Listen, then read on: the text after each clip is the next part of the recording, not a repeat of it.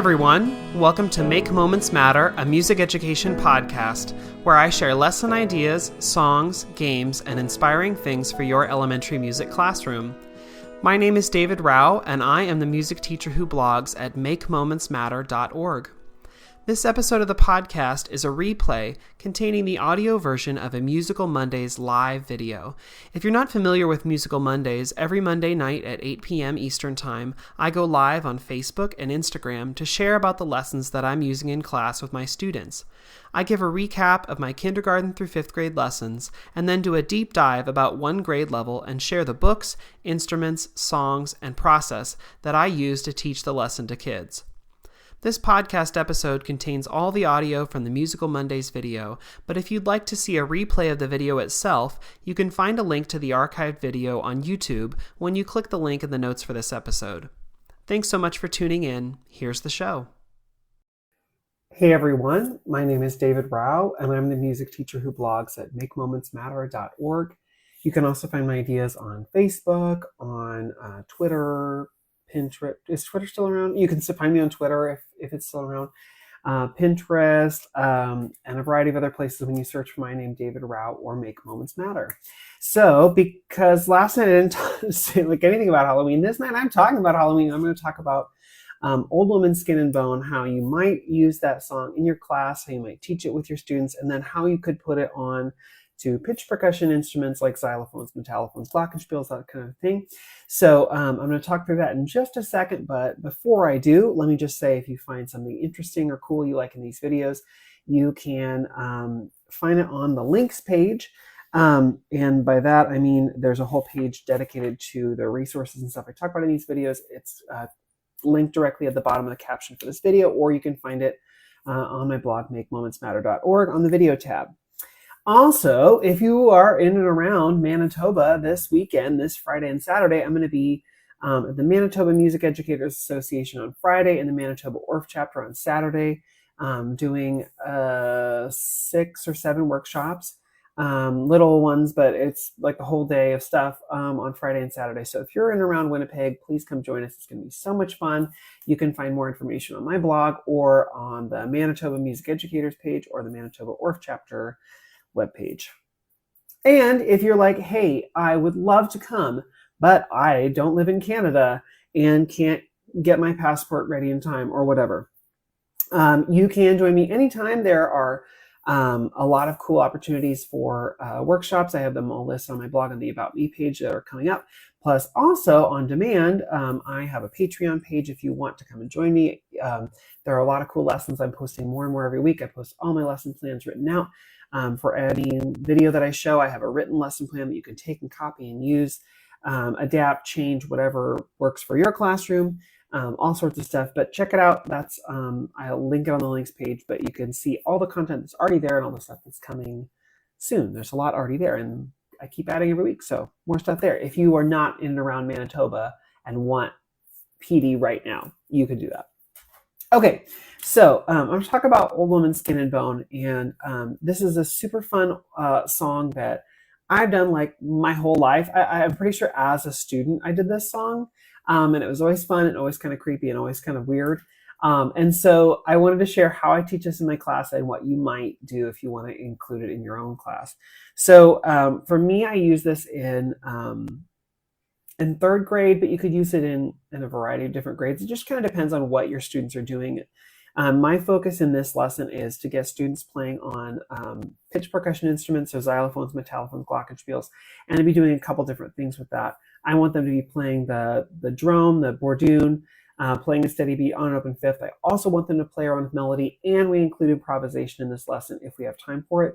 And so that's something that doesn't really, because of what I'm having them do with it, I'm skewing it with older grades as like a beginning of the year kind of activity. Not really the beginning of the year anymore. We're farther along, but it's a great sort of intro back into the instruments and do more with things on the instruments. So that's why I put it in 3rd grade. But I think you could, depending on what you're going to do with it, you could do it in 2nd grade. You could do it in, well, probably 2nd grade. I probably wouldn't do it in 1st grade, but it's totally up to you on how you use it. So you can see what I do with it, and then you can decide for yourself what grade you might program this.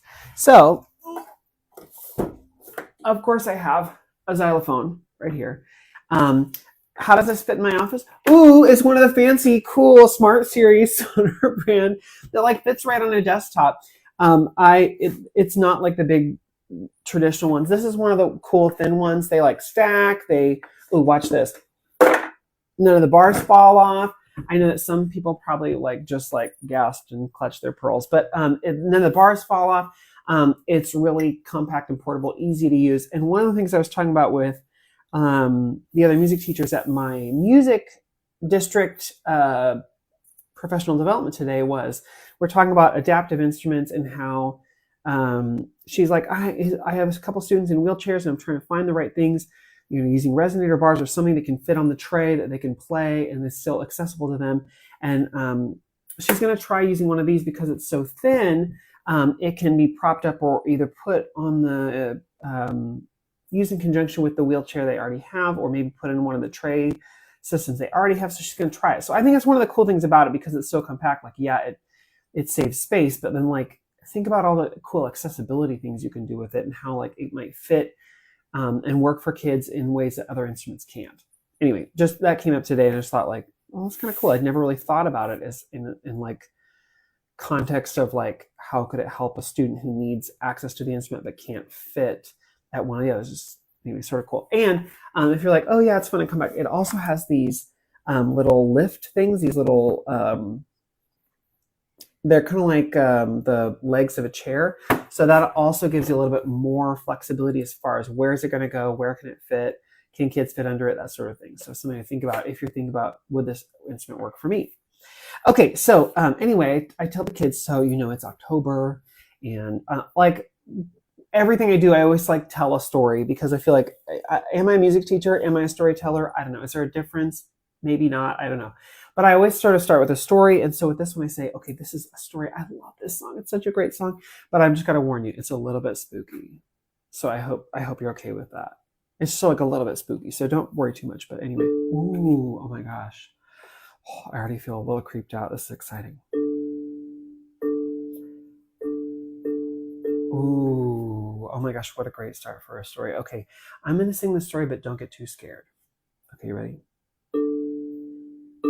Here I go. Just don't get too scared. There was an old woman, all skin and bone. Ooh. Okay, are you scared yet? I hope you're not scared. It said an old woman, skin and bone. It doesn't mean that's all. That she's not only skin and bone. That's an old-timey way of saying she was very, very thin. Very thin. My grandma used to say, oh, you're just skin and bones, have another helping. And so it doesn't mean I was just skin. It meant that I was very thin. Anyway, are thin people scary? No. Okay, so anyway, but it's going to get spooky. It's going to get scary. Let me start over. Okay, spooky, here we go. There was an old woman, all skin and bone. Ooh. She lived down by the old graveyard. Ooh, she lived by a graveyard. Is that spooky? It's spooky, right? Actually, when I was growing up, my best friend Bethany, she lived literally right across the road from a graveyard. And she said it was not spooky. She actually didn't like it, but it's not because it was spooky. It's because her family, somehow they were always hired to mow the graveyard. So she didn't like it because when they went over the graveyard, it meant that she had to get out the mower and get out the trimmer and stuff. And she just didn't like it for that. So it wasn't, but she said it wasn't spooky. She lived right across the road from it. It's just a place. But some people think it's spooky, but I don't think it's really spooky. And Bethany didn't think it was spooky. And whenever I'd go and ask her about it, she said it wasn't spooky. Anyway, and this song is kind of spooky, right? Ooh, a thin woman living near a graveyard. Ooh. Is anything scary yet? I guess no, not really if you're thinking about it. It's not really scary yet. Anyway, let me go on. There was an old woman, all skin and bone. Ooh. She lived down by the old graveyard. Ooh. One night she thought she'd take a walk. Ooh. She walked down by the old graveyard. Ooh. Oh my gosh, walking at night. That's so scary, right? No, that's not really actually scary. But I guess if she went outside and she was alone, like sometimes when you're outside and alone, it's like a little, it makes you a little spooked, a little nervous. I don't know. But really, is there anything? Does the song tell us that there's anything scary yet? I mean, I guess the way I'm singing it, but like not real. It's not really scary yet, right? Anyway, so the reason I'm doing this is because number one, I don't want kids to get too creeped out. I want them to think that like the music room is a fun, safe place. I would rather them think this is like a silly song and that it's okay to be spooky sometimes than to think like, oh my gosh, I was so scared of music today. Also, I want them to think about, what is the song actually telling you? Is it telling you something spooky is happening?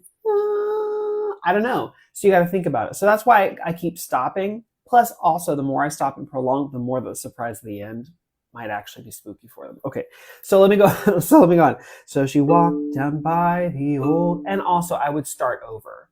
Every time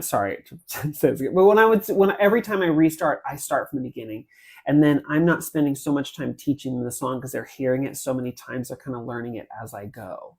So it sort of cuts down on the like having to like, okay, repeat after me, verse 1, verse 2. The more they hear it, the better they're going to be at it. So, but I'm going to skip going back to the very beginning. So it just went. She walked down by the old graveyard. Ooh. She saw some bones a-layin' around. Ooh. She went to the closet to get a broom. Ooh. Okay, hold on. Because when she went down to the graveyard, she saw some bones laying around. What do you think that means? And after having stopped them several times, kids will like give ideas of what they think it might mean. And so some kids are like, it's bones from the graveyard. I'm like, does it say that? She was down by the graveyard, but did it say it was human bones from the graveyard? No, it doesn't say anything like that. What else could it be? And so this is when we go into like the sort of silly, like, but what else? Could it be that a dog had a bone it was chewing on and it was running along and it just dropped it by the grave? Could it possibly be that? Well, yeah, the song doesn't tell us. It doesn't tell us what the bones are. Could it be that somebody had gone to Kentucky Fried Chicken and they got a bucket of chicken, like fried chicken, and they ate the chicken and then littered? They littered. That's what makes the song so spooky. They had littered and they left the bones out on the side of the road. That could be what this means, right? Okay, could be. We don't know. The song doesn't tell us. But anyway, it could be chicken bones. And then someone's like, but it could be human bones. Well, it could be. It could be human bones. But the song doesn't tell us that. And then the next part, she went to the closet to get a broom. What does that mean? And the kids raise their hand and I go, well, I think it probably means that she needed to sweep up those bones. She saw the litter out there and she was going to go clean it up. So she went to get a broom. And kids are like, no, it's because she's a witch and she's getting her broom to write on it. I was like, but does the song say that? No. I'm so glad that you have your context clues and you are remembering things from outside of music class. That is amazing. And you're bringing that information in. But the song doesn't actually tell us that she's a witch. It doesn't tell us that. All it tells us is she went to the closet to get a broom. That's all we know. Could it be that she was getting a broom to clean up the bones? Yes. Could it be that maybe she's a witch and she's going to go fly around the spooky graveyard where there are bones coming to life? Possibly, but the song doesn't tell us. We're just assuming here. Okay, so anyway, so then I go back to the song. I usually start from the beginning. Let me actually start from the beginning like I would with kids and finish the song. In case you don't actually know this one. There was an old woman, all skin and bone. Ooh. She lived down by the old graveyard. Ooh. One night she thought she'd take a walk. Ooh. She walked down by the old graveyard. Ooh. She saw some bones a-layin' around. Ooh. She went to the closet to get a broom. Ooh. She opened the door and that's my favorite part. Kids like leap, especially if I start at the beginning and I do sing it like slow and quiet and like quiet down and like draw in their attention. because I have stalled so long in teaching this song. They're like, oh my gosh, get through, and then they get drawn into the story again, trying to remember all the bits, trying to remember all the things. And then it really is a surprise at the end. And they like, wow, they like jump. Okay. This is when I go, oh my gosh, the ending, whoa. And kids like, yeah, I was so scared. And then I'm like, right, wait, hold on. Were you scared or were you just surprised? Because I'm not like still scared. Like, I mean, it's a creepy kind of a story, like a spooky story, and that's fun. But like, are you scared? Are you worried about going now and finding a woman getting something out of a closet? Nah, not really, right? Like, we're back in the music room. It's safe. It's a fun, we're having fun. But really, there's a difference, right? And so this is when I talk with kids about what's the difference between scared and surprised, because they're not necessarily the same thing. This is something I saw when years ago when I saw my nephew and my sister, and my nephew was like, I'm really scared. And she's like, oh, or were you surprised? And kids don't always know how to differentiate those emotions. And sometimes you can be surprised and that feels a little scary at first, but really it's just you reacting to a stimulus, right? So in this instance, I like to talk about what's the difference between that scared and surprised, because you were surprised. Surprise can be kind of fun. There's a whole, ecosystem of movies and TV and whatever. There's this whole, genre of movies that are meant to surprise us. And that can be kind of scary. And gets our adrenaline going. But is it ultimately scary? If you think about the words in the song, there's really nothing scary in the song. It's just a little surprising at the end, because I lull you. And so we talk about that as a class. We talk about scared and surprised. And then I say, but is it fun to do that thing, because I got you like all drawn into the story and then we surprised you at the end. Was that kind of fun? And they're like, yes. And I was like, so the cool thing is we can try and do that ourselves. We can recreate that. And sometimes it's fun to be a little bit surprising, right? So we go through and we talk about that, and then we say, but now would you like to try, how are we going to do this? So let's see. The thing about, what's the thing that I was doing the whole way through while I was singing? So we go through and we learn some of the words, right? And then I was like, what was the other thing? I was playing this instrument. And so what was I playing? I was playing this. I was playing bum, bum, bum, bum, bum. That's one of the things about the song that surprises you at the end, because it's so slow and relaxed. Bum, bum, bum, bum, bum, bum, bum, bum. And you could give it words if you wanted. You could do old skin and bone. Oh, you could come up with words if you want. The traditional one that I use for a lot of different drones is "Will you be my friend?" Will you be my friend? It doesn't really work with this song. So if you do old skin and bone, that might make a lot of sense. Something that helps the kids anchor on that part. So then we play it. We do it patting our knees first, and then I'll move kids to instruments where they play on D and A. It's an open fifth.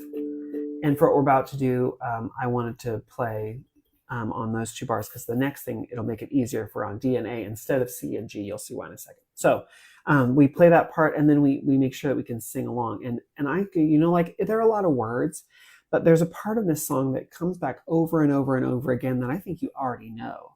And the kids and I say, okay, let me see. The first part goes, there was an old woman, all skin and bone. Ooh. And that's just a descending scale, starting on A, going down to D. And so that's one that it happens after every single thing. And I'll say, so I'll tell the story and you do the ooze. And so, if I have kids playing back there, and whoever's not playing can be singing or patting on their knees so that they are getting that kinesthetic feeling. So when they move to the instrument, they're ready to go. So you can be patting and sitting and playing and singing. And if they can sing the other part, great, I'll put the words up on the screen. But if they can't do that, just sing the ooze. And then eventually I'll have kids move to the bars. So if you have them play on D and A, they can play that melody part. And you don't have to change out any accidentals or anything, because F natural in that descending melodic phrase is going to give you that minor sound of D minor. So A, G, F, E, D. So kids, the other cool thing is that they just walk down. Now, if they have trouble with the syncopation, I just say start on A and walk down to D. Good, but our song goes ooh, bum ba dum ba dum, and they can usually get that. One thing you might have them do is take off the C bar so they don't end up, well, if they leave the C on and play, and that just feels a little weird. So you got them to take off the C, so it's kind of like, when they're playing, they're bowling, like having bumpers on the end, so they have an end where they know they can finish. They could also take off the B up above if you wanted, but that's up to you. Okay, so we play around. I usually have some kids doing that drone, the Bourdon with the open fifth. And then I'll have kids on the ooh. If you want kids to try and play the melody part, you can. It's D and F and G if you want. But I usually just have kids play the ooh, and I have them play the drone. And then that's an easy part to go with, like, next, if you want to have them playing the melody and the drone and some singing. If you wanted, you can add in an instrument for the boo, a surprise instrument like a vibroslap or a slapstick or whip crack, things like that if you want. Kristen says, what kind of xylo are you playing? I'm playing the Smart Series Sonar. Ooh, I talked about it a little bit at the beginning of the video about how do I have the xylo in my office on my desk. This one is so easy and compact, it fits. And I talk a little bit about adaptive playing for kids who need special instruments. I talk about that a little earlier if you want to go back and listen later. Anyway, so we play here. If you want, what else could you do? You could create a B section where you have them improvise.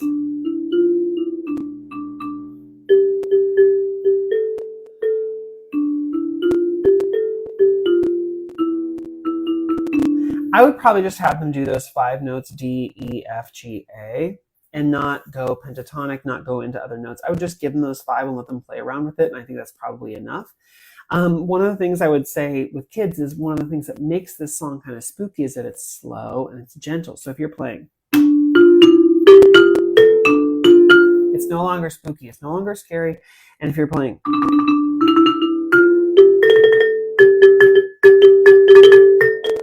it really doesn't lend itself to fast notes and quick notes and rolls and things. So really we're trying to keep the sound sort of spooky.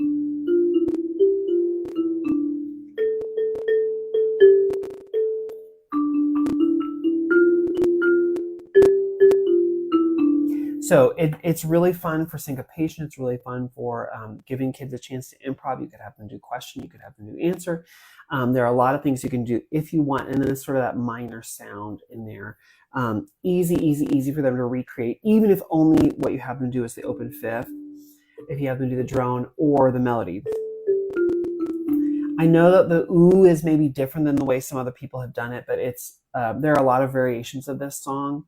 And this is just one of them in case you're interested in it. Let me show you one more resource you can use if you want, because it's not the only version of the song. Let me see if I can pull up a resource I made for this. Ooh, where did it go? Okay, hold on. Whoop, there it is. Sorry, I lost you. Let me come back to this. Okay, let me turn around Instagram for a second. So I made these folk song sets years and years and years ago.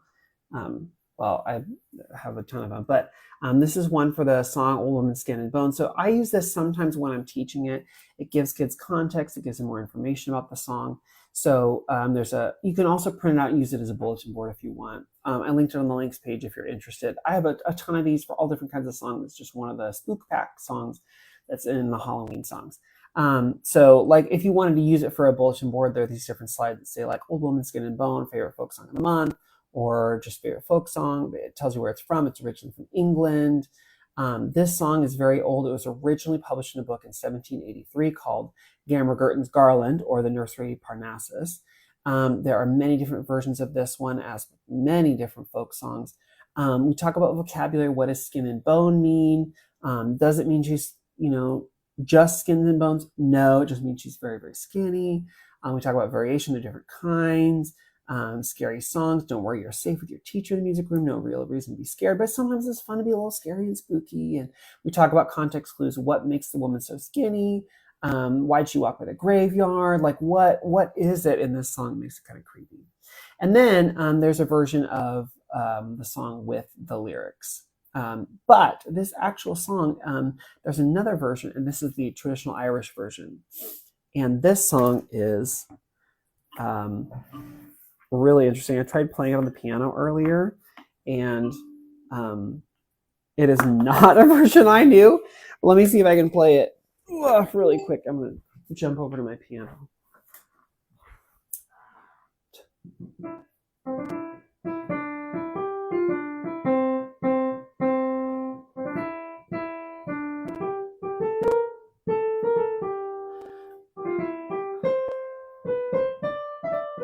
I am so far off on the rhythm and stuff, but it is like way more complicated. I'm sure it's one of the, like, if you grew up singing, you'd be like, oh my gosh, I totally know this one. I do not know this one, and it feels very complicated. And this one does get it's like the grubs crawled in and out of its eyes, ears, nose, and mouth of the ghostly ghoul. Like, so like this one is like for sure. This one is for sure a little bit more creepy. I also have media links if you want to see like lyrics versions, things I found online, and then like a little, picture of a graveyard if you're printing this out and you want to show it to kids. Okay, let me flip back around. Okay, so that's if you want. I like having that just to talk with kids, like to give them a little bit more information about like the context of the song, where the song came from, the history. So I use those sort of as supplemental materials, especially if we come back to the song on another day to give them more history and context or talk about where the song is from. Or if you just want like a lyrics page, it's nice to have that already done and printed for you. So that's a resource if you're interested. But the song itself is very, very easy. It's super fun to do. You can do the improv with it. You can just have kids play you could have them cycle through playing the melody, the ooze, and then the drone. You could have them play a non-pitch instrument if you wanted to scare on the end for boo. It's easy to talk about in this lesson, to talk about dynamics. You could talk about performance practice, like how are you playing on the bars to make it spooky? Are you playing the way you normally do? It's a great one, especially if you want to talk about hitting the bar hard. What song do you get there? What sound do you get there? Or hitting it more gently? What sound do you get? Because you're going to get a different sound from the mallet depending on how you play the bar. So it's a great one to talk about that too, but it's also fun to do minor. I mean, like there's so many things you can get out of it that like usually I teach the lesson and then teach it again and keep doing more possibilities with every lesson because there's like just so much that you can do. Okay, so this is just one song. There are a lot of other fun songs. Oh, and it's not Ghost of John, Ghost of Tom, Ghost of whatever that other. This is another very accessible orphan instrument. So it's a little different. It's a fun one, and one that's been around a super long time. So there are a lot of options for this song. If you like this kind of stuff, this is the kind of stuff I share on my Patreon page. If you want to get more information or like see more like songs and lessons, like what else can I do to extend? There's a lot of stuff there. Also on the links page, I linked the favorite folk song kit if you're interested in that. But anyway, I hope this gives you some ideas of like what you can do with this song. Maybe you already teach it and you're like, now I can extend it in a different way, or maybe I can change things in a different way, or even just how you, like the way I told the story at the beginning to give kids a little context about like, well, what does the song actually say? What do we actually know? Yeah, it's a little spooky, but when we think about it and like think about the context, like what is the song really going for? It's just a different way to tell the story, and I hope this gave you a glimpse into how you might teach a little differently if you want. Okay, I'm back again next Monday for another Musical Mondays video, but I hope I'll see a bunch of you in Winnipeg this Friday and Saturday for the Manitoba Music Educators Conference and the Manitoba ORF chapter. I hope I'll see you all there. If not, I'll see you all next week for another Musical Mondays video. Bye, everyone. Have a great night.